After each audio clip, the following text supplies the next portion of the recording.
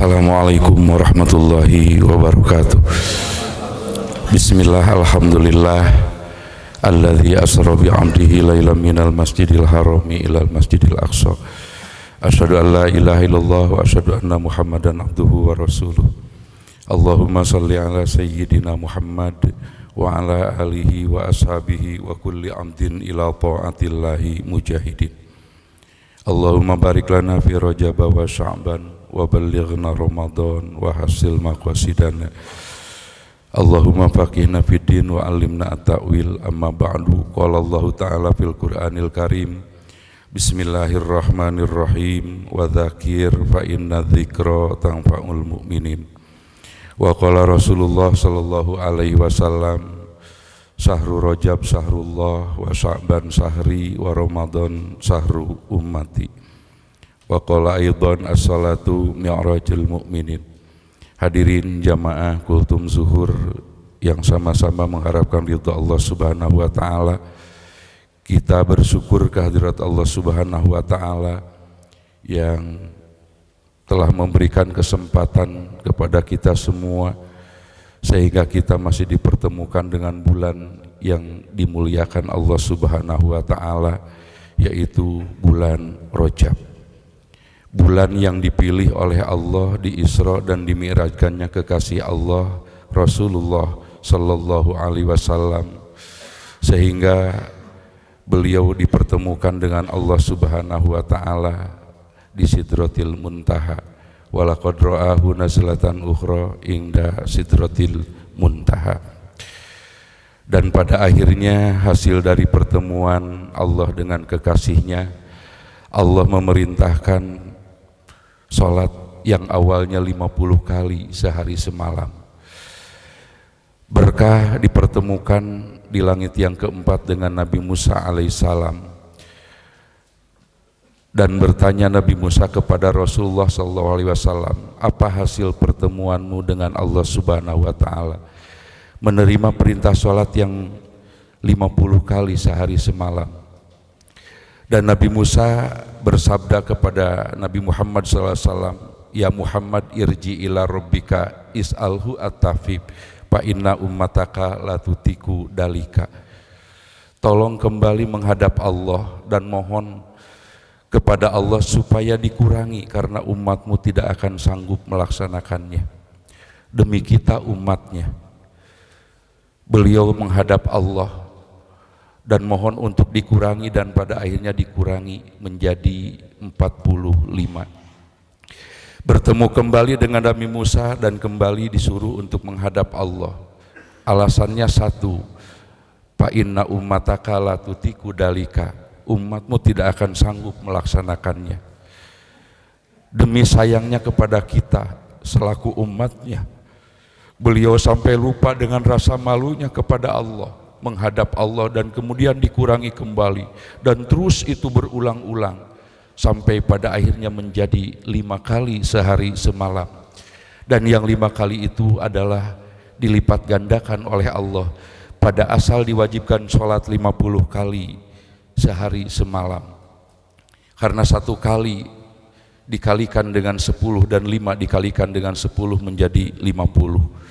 Itu masih ditahan dan ditanya oleh Nabi Musa alaihissalam, apa hasilmu Muhammad menerima perintah sholat untukku dan untuk umatku 5 kali sehari semalam dan dilipat gandakan oleh Allah kepada asal diwajibkannya sholat 50 kali sehari semalam.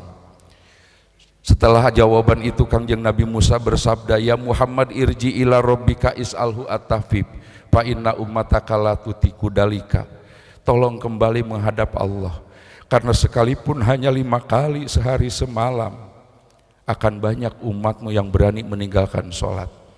Dan Nabi kita bersabda, qadistahtaitu li rabbi ya Musa, saya sudah tidak sanggup Musa, saya sudah begitu malu oleh Allah, sekalipun rasa sayangnya terhadap umatku besar, tetapi ini sudah cukup 5 kali sehari semalam dan nilainya 50 kali sehari semalam.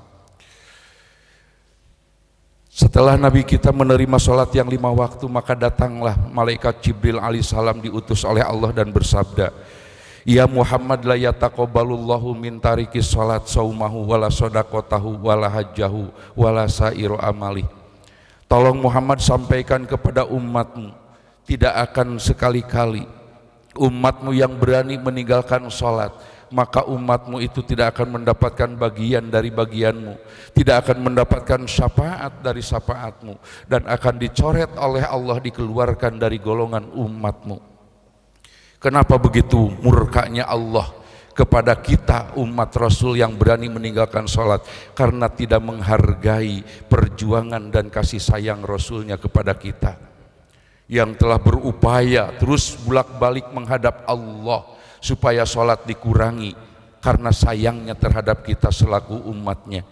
Maka oleh karena itu, barang siapa di antara kita selaku umatnya yang mengaku mukmin muslim berani meninggalkan sholat, maka umatmu itu tidak akan mendapatkan bagian dari bagianmu, tidak akan mendapatkan syafaat dari syafaatmu, dan akan dicoret oleh Allah, dikeluarkan dari golongan umatmu.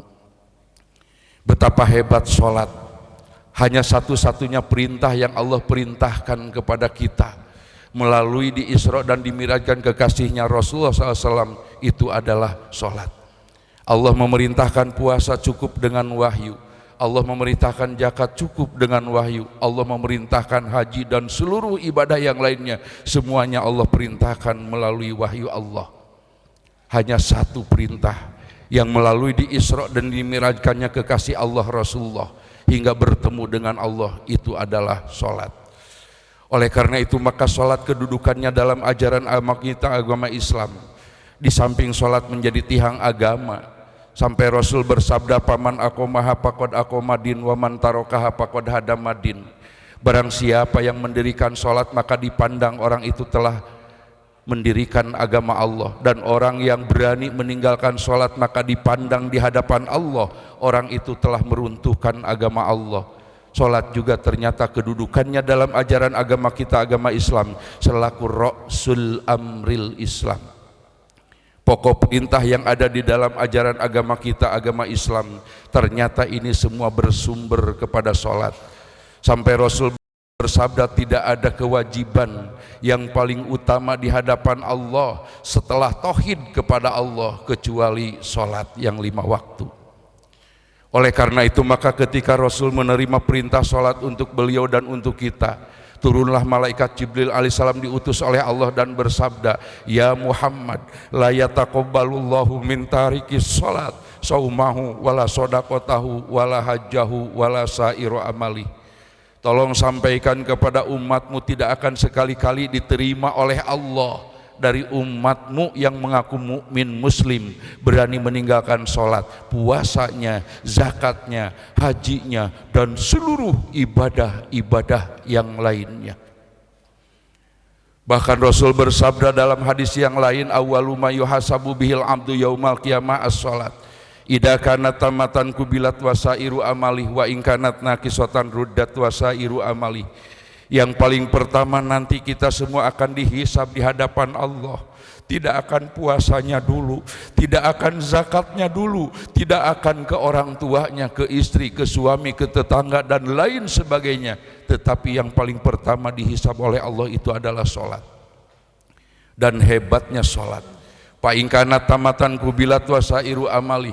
Ketika ada seorang hamba Allah diperiksa di hadapan Allah, sholatnya baik, sempurna, maka diterimalah sholat itu dan seluruh amal-amal yang lainnya. Sebaliknya, ketika seorang hamba Allah diperiksa nanti di hadapan Allah, sholatnya jelek, terlebih berani meninggalkan, maka ditolaklah sholat itu dan seluruh amal-amal yang lainnya, baik yang sifatnya mahdoh maupun yang sifatnya ghair mahdoh, tertolak semua di hadapan Allah apabila umat yang mengaku mukmin muslim berani meninggalkan sholat. Yang ketiga, ternyata sholat kedudukannya dalam ajaran agama kita, agama Islam, itu sebagai sumber barokah. Barokah itu adalah ziyadatul khair, ditambahnya kebaikan oleh Allah. Dan ternyata sumber ditambahnya kebaikan kita oleh Allah atau sumber berkah itu adalah sholat. Sehingga ketika Rasul kita menerima perintah sholat yang 5 waktu untuk beliau dan untuk kita semua, Datang malaikat Jibril diutus oleh Allah dan bersabda, ya Muhammad, mata aradta al barakata fil qaryah fal yukhraj minha tarikus salat. Wahai Muhammad, tolong sampaikan kepada umatmu, barang siapa yang mengharapkan hidupnya berkah, rumah tangganya berkah, lingkungan RT-nya berkah, lingkungan RW-nya berkah, bangsanya berkah, baldatun thayyibatun wa rabbun ghafur, maka syaratnya tidak ada jalan lain, kata malaikat Jibril, fal yukhraj minha tarikus salat, kecuali harus berani ngusir orang yang tidak sholat dalam lingkungan itu. Cukup mengerikan hadis ini bagi kita. Arti hadis itu adalah selama kita mengaku mukmin muslim, berani meninggalkan perintah sholat, demi Allah hidup kita tidak akan ada berkah. Mari kita buktikan orang yang berani meninggalkan sholat. Sanajan bener usaha nanti suk-suk ti dungdung, sirah dijen suku, suku dijen sirah, berang dijen peting, peting dijen berang. Tapi lamun eta jalmi wantun ngantunkeun parentah salat, hasil ti susuk ti dungdung nak dijamin riweuh jeung riweuh. Kenapa? Karena yakin tidak akan ada barokah. Kenapa? Karena sholat ternyata kedudukannya dalam ajaran agama kita, agama Islam, bukan hanya sebagai tiang agama, bukan hanya sebagai pokok perintah, tapi ternyata sholat itu adalah sumber barokah. Di dalam kitab Al-Majmu, di situ Rasul menjelaskan, bagi orang yang mengaku mukmin muslim berani meninggalkan sholat, seluruh makhluk Allah ngutuk dan melaknat kepada dirinya. Ketika yang meninggalkan sholat memakai pakaian apapun yang dipakainya, maka pakaian itu berdoa kepada Allah, ya Rob, ya Allah, tolong izinkan aku ingin copot daripada tubuh orang itu, tidak suka, tidak ridho aku dipakai oleh orang itu, diberi rezeki oleh Allah tetapi tidak melaksanakan sholat. Ketika yang meninggalkan sholat, makan dan minum apapun makanan dan minuman yang dimasukkan ke mulutnya, masuk ke dalam perutnya, berdoa kepada Allah, ya Allah, ini aku makanan, ini aku minuman, berdoa kepada Allah, semoga aku menjadi sebab penyakit bagi dirinya, syukur mati. Tidak suka, tidak ridho aku ditelan oleh orang itu, diberi rizki oleh Allah tapi tidak melaksanakan sholat. Setiap yang meninggalkan sholat, keluar dari rumahnya yang hasil nyisil belasan tahun, yang diperbaiki, dibagus-bagus, berdoa kepada Allah, ya Allah, ini aku rumah, berdoa kepadamu ya Allah, semoga orang itu tidak akan kembali ke tempat ini. Tersuka, terido abdi dicicingan ku eta jelema, diberi rizki ku Allah tetapi tengah laksanakan sholat, seluruh makhluk Allah ngutuk dan melaknat bagi orang yang berani meninggalkan sholat. Bahkan kata malaikat Jibril, selama di dalam rumah tangga kita ada yang berani meninggalkan sholat, maka rumah tangga kita tidak akan ada berkah. Maka sebetulnya apabila ada apa-apa dalam rumah tangga, sebetulnya tidak usah kita nyareat ngalir ngidul, periksa sholat, demi Allah tidak akan keluar dari sholat. Periksa istri, alhamdulillah dia sholat. Periksa suami, alhamdulillah dia sholat. Periksa anak, alhamdulillah sholat. Periksa menantu, alhamdulillah sholat. Periksa cucu, alhamdulillah sholat. Bisa jadi suka ada teman anak kita suka tidur di rumah kita lalu berani meninggalkan sholat, mengena kepada kita. Selama dalam lingkungan RT kita masih ada yang berani meninggalkan sholat, demi Allah lingkungan RT kita tidak akan berkah. Selama di negara yang kita cintai ini, yang katanya mayoritas umat Islam, masih banyak orang yang mengaku mukmin muslim berani meninggalkan sholat, demi Allah negara yang kita cintai ini tidak akan ada barokah. Makanya apa yang terjadi pada diri kita, rumah tangga kita, lingkungan kita, bangsa kita, kehebatan sholat ini semuanya tidak akan ada lepas dari sholat. Sampai mengatakan dalam sebuah keterangan, annal balaa yang zilu alal makani alladhi ahluhu yatrukuna sholata, sesungguhnya azab yang Allah turunkan kepada satu lingkungan, banjir, longsor, gempa, tsunami, kebakaran, kelaparan dan lain sebagainya, bisa jadi detik itu, menit juga Allah turunkan karena dalam satu lingkungan sudah banyak orang yang mengaku mukmin muslim berani meninggalkan sholat. Wa kama annal balaa la yartafi'u anil makan, begitu juga bencana yang sedang Allah turunkan kepada sebuah lingkungan, sebuah negara, detik menit itu juga akan Allah angkat apabila lingkungan itu semua bertobat dan melaksanakan sholat. Sehebat itulah sholat. Bertanyalah malaikat Jibril alaihissalam Nabi Muhammad kepada Jibril alaihissalam, kenapa bisa seperti itu ya Jibril? Dan malaikat Jibril menjawab, ya Muhammad, anna syarra tarikis sholat yata'adda min ahliha wali jironiha sab'ina la'nah.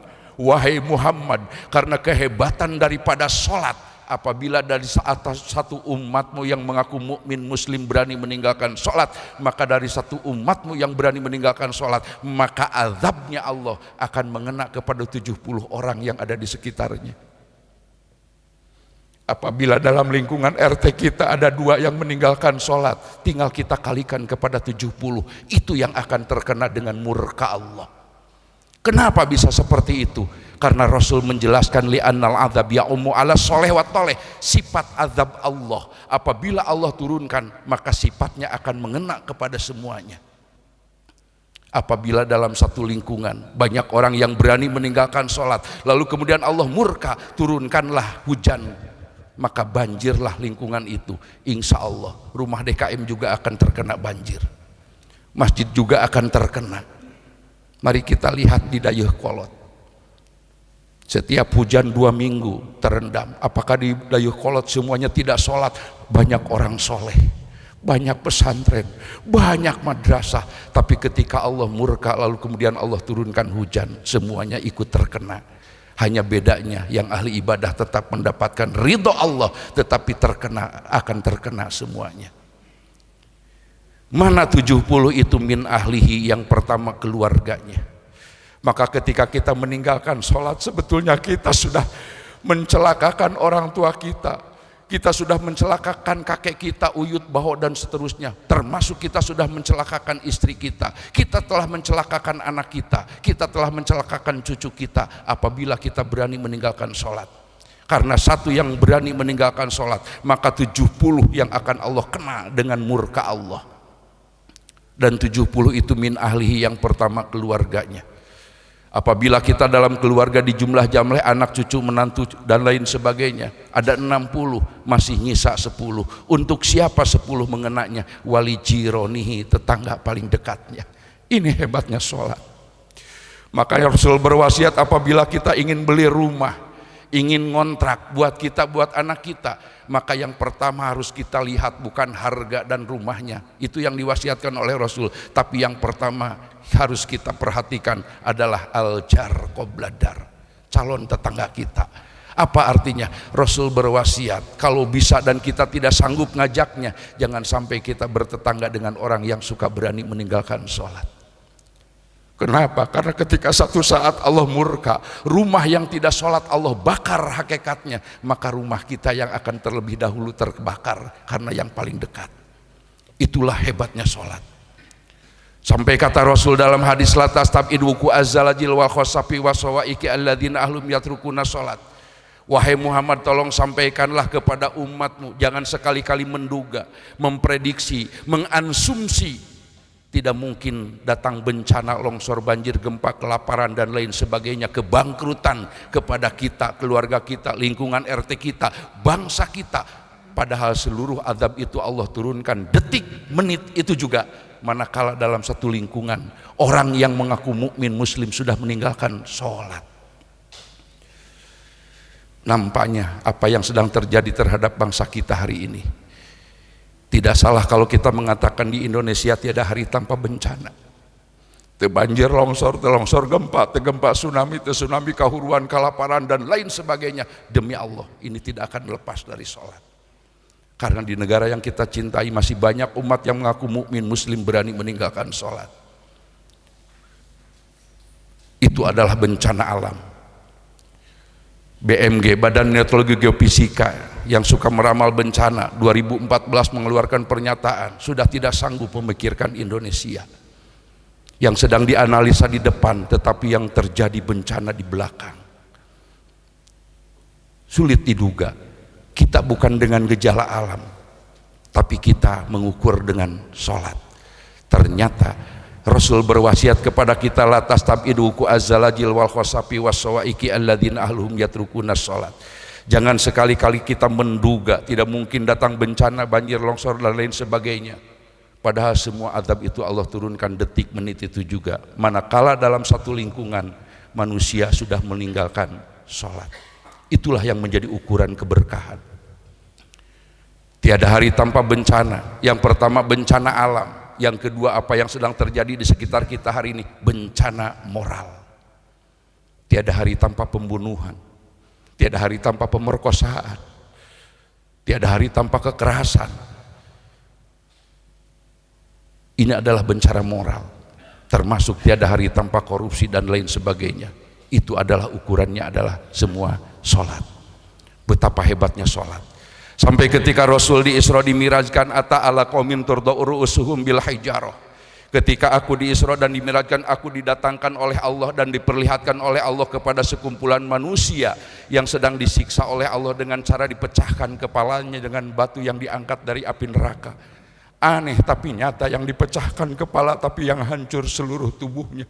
Aneh tapi nyata, setelah hancur kembali utuh. La yabturu anhum min dzalika syai'un. Siksa itu tidak dihentikan, terus diulang-ulang. Bertanya Nabi kita kepada Jibril alaihissalam, man haula'i ya Jibril, siapa mereka itu wahai Jibril? Dan malaikat Jibril menjawab, haula'i min ummatika ya Muhammad, itu adalah golongan manusia umatmu Muhammad. Tersentak Nabi kita dan bertanya, apa dosanya ya Jibril? Ketika hidup di dunia umatmu itu tidak pernah meninggalkan sholat yang 5 waktu, puasa, zakat dan lain sebagainya. Lalu apa dosanya ya Jibril? Alladzina tatathaqalu ru'usuhum anis sholatil maktubah. Hanya sayang Muhammad umatmu itu suka merasa berat kepalanya setiap ada panggilan sholat. Bertanya Nabi kita, apa maksudnya ya Jibril? Menjawab malaikat Jibril dan menjelaskan, ya Muhammad, ya'ti unasun min ummatika yudhayi'una sholat wa yuakhiruna al-awqat wa yattabi'una syahawat dinarun indahum khairum min sholatihim. Wahai Muhammad, akan banyak golongan manusia umatmu yang seperti itu. Mari kita buktikan benar atau tidak. Di mana umatmu itu tidak pernah meninggalkan sholat yang 5 waktu. Hanya sayang setiap melaksanakan sholatnya, satu, suka mengakhir waktu sholat dengan sengaja. Duhur jam 2 lebih, asar jam 5 lebih, maghrib sudah dekat ke isya. Seperti itu sholatnya. Yang kedua, yudhayi'una sholat, dia suka lalai ketika sholat. Apa maksudnya? Dia tidak pernah meninggalkan sholat, tetapi setiap melaksanakan sholat tidak pernah sadar bahwa dirinya sedang sholat. Sehingga ketika sholat kadang-kadang lupa yang dibaca, bahkan sampai lupa rakaat sholat, karena saking tidak sadarnya bahwa dirinya sedang sholat. Dan yang ketiga ini yang kadang-kadang sering kita lakukan, dinarun indahum khairum min sholatihim. Umatmu itu Muhammad suka memandang urusan dunia lebih penting daripada sholat. Apa maksudnya? Ketika kita sibuk bekerja, lalu kemudian kita ada panggilan hayya ala sholah, kadang-kadang kita suka berprinsip selesaikan dulu pekerjaan baru nanti kita akan sholat. Berarti kita memandang urusan dunia, pekerjaan nomor 1 dan sholat nomor 2. Malaikat Jibril bersabda kepada Nabi Muhammad, tolong sampaikan kepada umatmu yang seperti itu Muhammad, sekalipun betul sepanjang hidupnya tidak pernah meninggalkan sholat, janganlah sekali-kali mengharapkan ridho dan surga Allah dengan sholatnya, tetapi neraka Allah akan lebih baik untuk sholatnya. Bertanya Nabi kita, neraka apa wahai Jibril? Dan malaikat Jibril menjawab dengan turunnya ayat pawailul lil musallin. Pawailun jurang neraka wel, lil musallin, disiapkan oleh Allah bagi orang yang tidak pernah meninggalkan sholat. Alladzina hum an sholatihim sahun, hanya sayang orang itu setiap melaksanakan sholatnya lalai sebelum sholat, mengakhir-akhir waktu sholat, lalai ketika sholat. Yang ketiga, dia suka memandang dunia lebih penting daripada sholat. Bertanya Nabi kita kepada Jibril alaihissalam, apa yang dimaksud dengan jurang neraka wel? Dan malaikat Jibril menjawab, ya Muhammad, al-wail wadin pi jahannam lawasirat pihi jibalu dunya ladzabat min syiddati hari payahwi al-kafir arba'ina khoripan qabla ayyablugo qoroh. Wahai Muhammad, yang disebut dengan jurang neraka wel, satu jurang berada di dalam neraka jahanam Allah, yang apabila umatmu dilemparkan ke dalam jurang neraka wel, maka dia akan terbang sebelum sampai ke dasarnya, lamanya 40.000 tahun. Cari di alam dunia jurang paling besar ketika ada manusia terjatuh 40.000 tahun, demi Allah tidak akan ada. Bagaimana gambaran panas api neraka wel, law suyirat bihi jibalu dunya ladzabat min syiddati hari. Apabila ada gunung dunia Muhammad dilewatkan di atas jurang neraka wel, ladzabat min syiddati hari, demi Allah akan hancur gunung itu karena tidak akan sanggup menerima panas asapnya neraka wel, bukan apinya. Bahkan malaikat Jibril bersabda, ya Muhammad idang saqatis samawati wal ard, wahai Muhammad ketika bejat langit dan bumi kiamat namanya, ya'tihi malakun, umatmu yang suka melalaikan sholat itu akan dijemput oleh malaikat, ainuhu kalbarkil khotib, matanya seperti kilat yang menyambar, wa sautuhu karrodi, dan suaranya menggelegar seperti gelap yang paling keras yang ada di muka bumi ini. Tidak cukup dengan itu, wa biadihi silsilatun, di tangan malaikat itu telah siap rantai yang sangat panjang. Bertanya Nabi kita kepada Jibril alaihissalam, bagaimana keadaan rantainya ya Jibril? Dan malaikat Jibril menjawab, cari oleh engkau Muhammad di alam dunia, demi Allah engkau tidak akan pernah ketemu dengan rantai seperti itu. Kenapa? Karena kullu diro'in sab'una diro'an, setiap satu rantai bulatnya 70 kali mimbar ini. Yang kedua, walau sakotot alal ardi la ahrokota, dan apabila ada satu bulat rantai sekarang terjatuh atau dijatuhkan oleh Allah ke muka bumi ini, la ahrokota, demi Allah akan hancur dan terbakar bumi ini dari ujung timur sampai ujung barat. Ternyata rantai panas yang diangkat dari api neraka. Untuk apa rantai itu ya Jibril? Payu allikuha ila unukihi ya Muhammad, akan dililitkan rantai itu oleh malaikat ke leher umatmu yang melalaikan sholat, bukan meninggalkan. Jangan kita bahas yang meninggalkan, ngeri. Setelah dililitkan ke lehernya, summa yaduhuluha ila pamihi, lalu ujungnya akan dipaksa dimasukkan ke mulutnya. Summa yukhrijunaha an duburi, lalu kemudian akhirnya ujungnya akan dipaksa dirabut, dikeluarkan dari lubang dubur umatmu yang melalaikan sholat. Diangkat orang itu oleh malaikat, diputar-putar sambil bersabda, hadza jaza'u man faraidallah, inilah balasan bagi orang yang melalaikan sholat. Betapa hebatnya sholat, sampai tidak ada kata maaf bagi Allah. Jangankan meninggalkan, melalaikan saja sudah cukup mengerikan bagi kita. Oleh karena itu maka tidak ada solusi yang paling baik bagi kita untuk menyelamatkan sholat kita dari mengakhir-akhir waktu sholat, suka memandang urusan dunia lebih penting daripada sholat, termasuk lalai ketika sholat. Hanya satu solusinya di bulan Rajab ini, amalan yang paling hebat adalah membiasakan datang ke rumah Allah, sholat berjamaah. Karena hanya dengan berjamaah lah kita tidak akan terbebas dari mengakhir-akhir waktu sholat. Dengan berjamaah lah kita akan terbebas dari memandang urusan dunia lebih penting daripada sholat. Hanya dengan berjamaah lah kita akan terbebas dari ancaman kekurangan khusyuk ketika kita melaksanakan sholat. Kenapa? Karena dengan berjamaah ada jaminan dari Rasulullah SAW. Idza qomatil jamaah nadarallahu ila qalbil imam. Manakala di Masjid Darul Hikam ini ada sholat berjamaah, maka yang paling pertama Allah lihat itu adalah hati imam. Ketika Allah melihat hati imam baik di hadapan Allah, radhiya anhum wa qabila sholatahum wa ghafaralahum, Allah meridhoi semua yang sholat, Allah menerima sholat semuanya, dan Allah mengampuni dosa semuanya. Cukup dengan imam. Inilah kehebatan berjamaah. Bagaimana ketika Allah melihat hati imam itu jelek di hadapan Allah, nadarallahu ila qulubil makmumin, baru Allah akan melihat kepada hati-hatinya makmum yang berjamaah. Manakala dalam berjamaah ini ada 20, ada 50, jangankan semuanya, jangankan banyak, ada satu saja yang hatinya baik di hadapan Allah, radhiya anhum wa qabila sholatahum wa ghafaralahum, Allah meridhoi semua yang sholat, Allah menerima sholat semuanya, dan Allah mengampuni dosa semuanya, termasuk imam kembali sempurna. Dan bagaimana ketika Allah melihat hati imam jelek di hadapan Allah, lalu kemudian Allah melihat hati makmum semua jelek di hadapan Allah, sekalipun terjadi berjamaah sholat seperti itu, nadarallahu ila ijtima'ihim wa ila qiyamihim bis sholat, Allah akan melihat kepada hamba-hambanya mau melangkahkan kaki dari tempat kerjanya, ngantunkeun ka kagok ka hoream ka resep dan lain sebagainya, menuju ke rumah Allah ini sholat berjamaah. Dengan dasar itulah radhiya anhum wa qabila sholatahum wa ghafaralahum, Allah meridhoi semua yang sholat, Allah menerima sholat semuanya, dan Allah mengampuni dosa semuanya. Ternyata sholat yang diterima itu adalah berjamaah. Ternyata sholat yang dengan sholat dihapus dosa kita setiap waktu itu adalah sholat berjamaah. Ternyata sholat yang dengan sholat menjadikan kita mendapatkan ridho Allah itu adalah sholat berjamaah, bukan sholat menyendiri. Cukup berat bagi kita sholat menyendiri. Rasul bersabda dalam hadis, man sami'an nida falam yamna'u min tibai udrun lam tuqbal sholatu. Barang siapa yang mendengarkan suara adzan hayya ala sholah, lalu dia tidak segera datang ke rumah Allah sholat berjamaah, dia sholat tetapi menyendiri, lam tuqbal sholatu, tidak akan diterima sholatnya.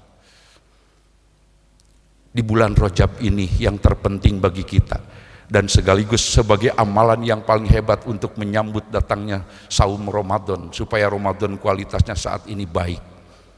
Lalu kemudian kita ada kesadaran zakat dan infak supaya zakatnya infaknya baik. Lalu kemudian kita ada nasib haji dan umroh yang akan datang setelah bulan Rajab supaya haji dan umrohnya baik sempurna. Maka solusinya adalah di bulan Rajab ini menjadikan Rajab sebagai as-sholatu mi'rajul mu'min, menjadi tangga sholat ini bagi orang-orang yang beriman. Indama turidu an tughayyiru hayataka wa la ta'lamu min ayna tabda ibda bisolatika.